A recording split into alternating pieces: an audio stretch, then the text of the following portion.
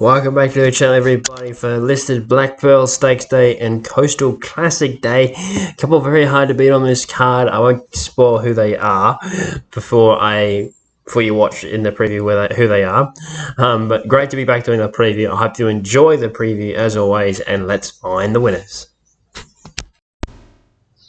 Race number 1 at Geelong is a benchmark 70 over the 2,400 metres, and I've got girls on top for Andrew Bobbin and Justin Jet Stanley. 52 kilos coming off 54 with Justin Jet. I don't know why I said that. Bringing the weight down. Barrier 6. I know it only last up when it's maiden, that was its only win. But it had 6 seconds to its name from 9 starts and is city placed and stakes placed prior to that. So I think that this horse can be extremely hard to beat here. We'll run the trip, no problem. Of course, running second of Wings of Song and a placing behind where Very Surreal was in the race in the Strut Stakes over at Hobart. So over 2,100 metres, I think we'll run the trip, no problem. For second, I've got Actaeon, who's been really well backed in the early markets. About $5 into 370, so very good market support for that runner, and does look the class of the field. Golden State Warrior for third. If he put his mind on the job, he'd just about thrash this field, and chimed in for fourth. But I've got $7.50 each way on girls to start the day at Geelong.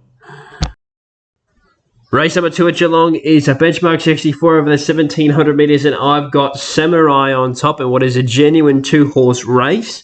But I like Samurai here for Anthony and Sam Freedman. Tommy Primble taking the ride, taking the 3 kilos off the 60.5, bringing it down to 57.5 kilos. Drawn out wide, which I don't mind for this horse, considering he's going to be going back and will need to loop the field to win. But I just think he's the best horse in the race. Only had 13 starts compared to the other chances in the race, being Blazing Rebel, who's had 32, and has to carry the weight where Gavin Bedgood elects to go with a senior and not take the weight off with an apprentice, though he's drawn well in Barrier 4. But I just think early on in the preparation, last start winner, flying this preparation, and can provide the Freedmans with another winner here. Blazing Rebel's been up for a long time, just clear where he's at, needs towards in his preparation, but he's racing well. Track Patcher can run well in for third. Daniel Stackhouse for the Hayes boys, only having had the 3 starts, can run well. And Alabama Girl in for fourth. But I got Samurai on top. Geelong race 2. I think it will win. 15 to win on Samurai. Race number 3 at Geelong is a benchmark 70 over the 1,400 metres, and I've got Gallant Prince on top, and I think he's clearly the one to beat here. Jet Stanley, got it right that time, taking the weight off with 2 kilos down to the 54.5, and with that, I think from Barrier 7 can be right up on speed. Well, he will be up on speed. He placed last start when he should have won, and only got collared the last 100 metres. He's back 100 metres in distance here, back from the 1,500 to the 1,400 metres with the weight off. I just think he's clearly the one to beat here, and has 6 kilos on Cooley McGee, who's the other chance of the race, who I fancy. So I think it's all about Gallant Prince here. I'm not going to use the M word because it's only a benchmark 70, but I think he will go close. Cooley McGee for a second, for Willie Gordon. Dominant win first up and can repeat the dose here, but has to carry the weight to do so. Does have the good draw to back it up. Holler Amigos in for third. Thought could run really well for Jason Maskiel, for Wendy Kelly, and in for fourth is Radio Powell. But I've got Gallant Prince on top, race 3 at Geelong, and I think we'll run them into the turf. Race number 4 at Geelong is the Geelong Diamond for the 2-year-olds over the 1,100 metres. The 2-year-olds looking to stake their claim for the Blue Diamond here, or the Slipper. It's a bit too late to be trying to go for the millions. But anyway, we've got on top Cavalry Girl. Now, I'm going to confess to say that this race is an absolute lottery. If you like one, back it, because I'm only going off breeding, because when I looked up most of these horses, I couldn't find their jump outs or trial work leading in. But having said that, I did see the trial work and jump outs leading in for Cavalry Girl, up on speed, Linda Meach, outside draw. I think she'll go straight to the front and be hard to beat.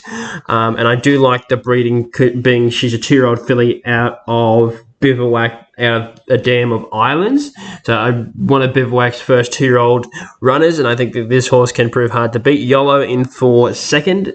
Safi Osborne for Kieran Maher, well bred, and can definitely win. Rigor for the Hayes boys. Dan Moore in the saddle out of Extreme Choice, and Tiara Star I thought could run really well, but draws wide in barrier 11. And Cherish Me, who's been well backed in early markets for Tommy Stockdale and Kieran Maher. Kieran Maher having 2 runners in the race, I think can run really well. But Cavalry Girl for me on top in the 2-year-old race, I think it's going to prove hard to beat.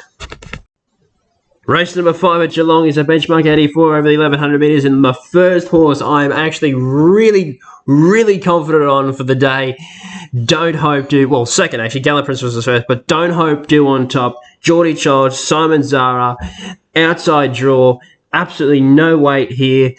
Drops in weight from the last start effort of winning. Was up on speed at Ballarat, and I think he can repeat the dose here. And I think he will win. I think he's clearly the one to beat. Deserved to be a short price favourite here, and I think we'll just trounce these. Philosopher in for second will be up on speed with Don't Hope Do. I'm just hoping that from the outside draw, and considering Philosopher's drawn 4, Philosopher finds the rail first, and Don't Hope Do can just camp on Philosopher and just go straight past him in the straight. Lafougue in for third. He absolutely loves Geelong. Billy again in the saddle. He actually won on this day last year. Barrier 5, paying $10 here. Don't dismiss him. And Luna Cat will be charging home at the end. But I went Don't Hope Do, race 5 at Geelong. I think that it's the winner already. Race number 6 at Geelong is the benchmark 84 over the 1400 metres. I've got Roderick on top now. I genuinely think this is a 2-horse race between Roderick and Heraldus. Heraldus does have 7 kilos on Roderick, and I can see why Heraldus has been well back into 240 favourites and third up of coming off 2 wins, but he has to come up significantly in grade where Roderick is dropping back in grade. That's why he's got to carry the weight, and Roderick's coming out of the Supernova and the other big race, meter right on Cranbourne Cup Day. Prior to that ran second in the Always Welcome stakes behind Ray Magnerio at Flemington at listed level. So I think he's the proven horse in the race and can prove hard to beat here, even though he's carrying the weight. Bo Mertens will know what to do. Heraldus, yes, flying, can win. 5 starts, 3 wins, 1 second. He's absolutely flying. Good draw. Dan Moore, no weight. Friedman. There's a lot in his favour. Molly Nickers in for third. The one time Roderick and Molly Nickers met, Molly Nickers went straight past Roderick, but Molly Nickers isn't going anywhere near as well as she was back then, though having said that it was only a couple of starts ago, she was running home in a Group 1 level over 2,200 metres at Doomben. So I think can run really well here. And Sassy Boom in for 4th. But I got Roderick on top, Geelong race 6, 25 the win for Bo Mertens. Race number 7 at Geelong is the benchmark 70 over the 1400 metres, and I've got Here Comes the Star on top. This race really opens up with the scratching of Jazz Affair, the prior 360 favourite, but I'm going with Here Comes the Star. I acknowledge that it will be back in the field. Bo Mertens again here, 60 kilos, but this horse is absolutely flying. Has had no luck its last 2, and I think from the outside draw, Bo can settle it back in the field, hopefully on the 3-wide train or getting cover, peel it out at the top of the straight and just go bang, because there looks absolutely no speed in this race, bar Cat Noir, who is my second selection, and I'm not surprised has been well backed. From barrier 2, Jet Stanley up on speed. He takes the claim, and I think could prove hard to beat, looking to be the only one that's going to be making the pace. I Gotcha does look the class of the field with the 60 kilos. Jayla Kennedy takes a claim for Kieran Maher, barrier 5. All things looking positive, though has been up for a long while, and They Call Me Bruce in for 4th. But I'm going with Here Comes the Star. I just think ready to peak 4th up, ready to get another win on the board, and hopefully can transfer them late over the 1400 metres.